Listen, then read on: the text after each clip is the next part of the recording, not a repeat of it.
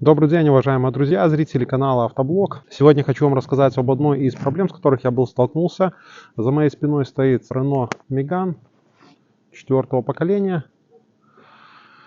2019 года выпуска, 1,5-литровый турбодизель К9К, 872 мотор. Оснащен системой AdBlue. И с какой проблемой столкнулся? Доносился посторонний звук из подкапотного пространства, причем этот звук доносился больше с правой стороны, было слышно. Вот такой вот звук.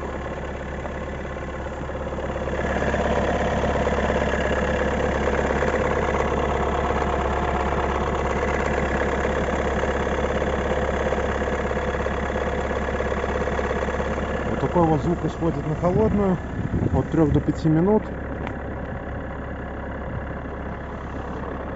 Смотрел я, в чем может быть причина, причем он доносился только на холодную, когда была минусовая температура.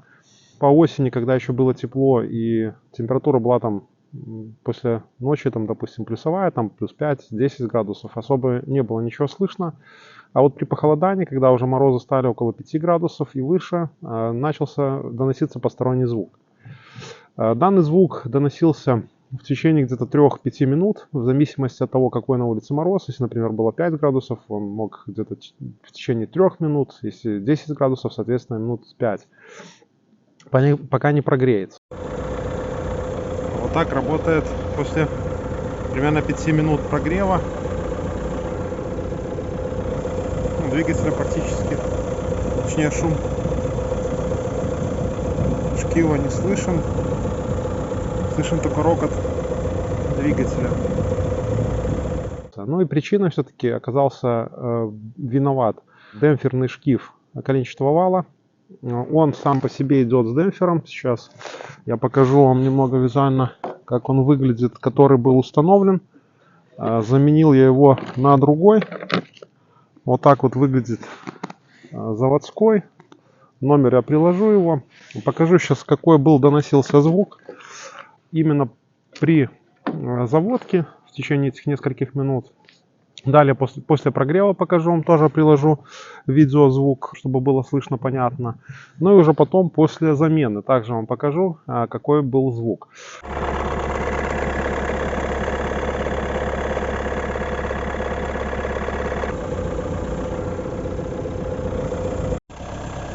Вот такой вот звук после замены шкива коленвала.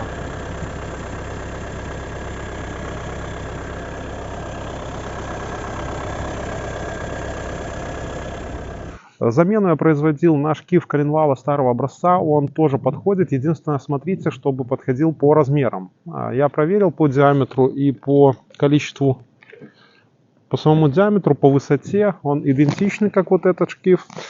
Также у него одинаковое количество насечек вот этих вот ручейков. Ну, единственное отличие, что здесь вот демпфер, видите, он снаружи такой гладкий, а там уже полый такой, и там только полоска, резинка идет, а здесь он, получается, залит полностью резиной, там вот внутри она мягкая такая.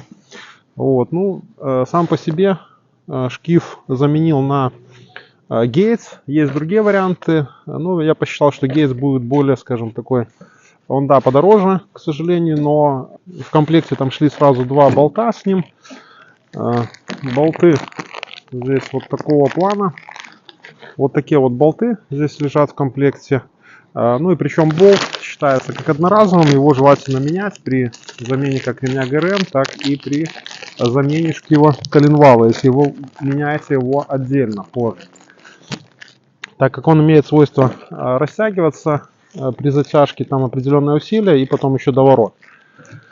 Вот, сам процесс я не снимал, как происходит замена. Там, в принципе, процедура не сильно сложная.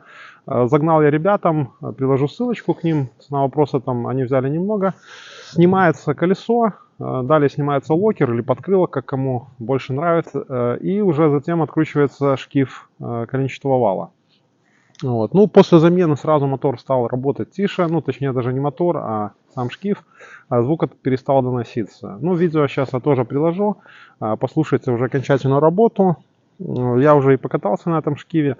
Так что, друзья, можете не обязательно брать именно такой шкив. Я как понимаю, конструктивно они делали вот этот шкив во избежание того, чтобы он сам по себе не развалился в случае выхода из строя там резины, это полностью если отслоится. Вот, но он и по весу, скажем так, тяжелее, ну так, навскидку, я думаю, где-то на полкилограмма, наверное, точно. Так что, друзья, кому будет интересно, ссылочки оставлю на шкив на оригинальный внизу, точнее, сам номер пропишу. Также ссылку оставлю на комплект, который я покупал, Gates. Ну и кому будет интересно, еще могу оставить на другие, там есть Asam заменитель, но почитал я по отзывам, ходят они достаточно немного, где-то порядка 50-60 тысяч, и потом начинают шуметь. Ну, возможно, кто-то Инну сможет заказать. Сейчас, к сожалению, в Беларуси где-то есть какие-то проблемы с поставками, можно заказывать либо из-за границы, ну, либо, как в частности, я уже заказал то, что было по наличию, в принципе, и произвел замену. Так что, друзья, надеюсь, видео вам оказалось полезным. У кого доносится посторонний звук, причем он такой тарахтящий, ну, прям слышно, как работает мотор. Скажем, не мотор, а вот звук из подкапотного пространства, такое ощущение, что мотор стучит. Виной тому оказался шкив коленчатого вала. Вот такой вот звук.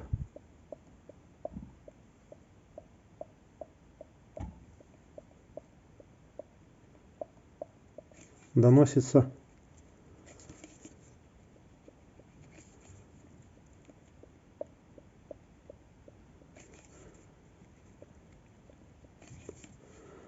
Причем, с одной стороны, допустим, он громче. Здесь тише, либо практически нет. И здесь с противоположной стороны отчетливый звук.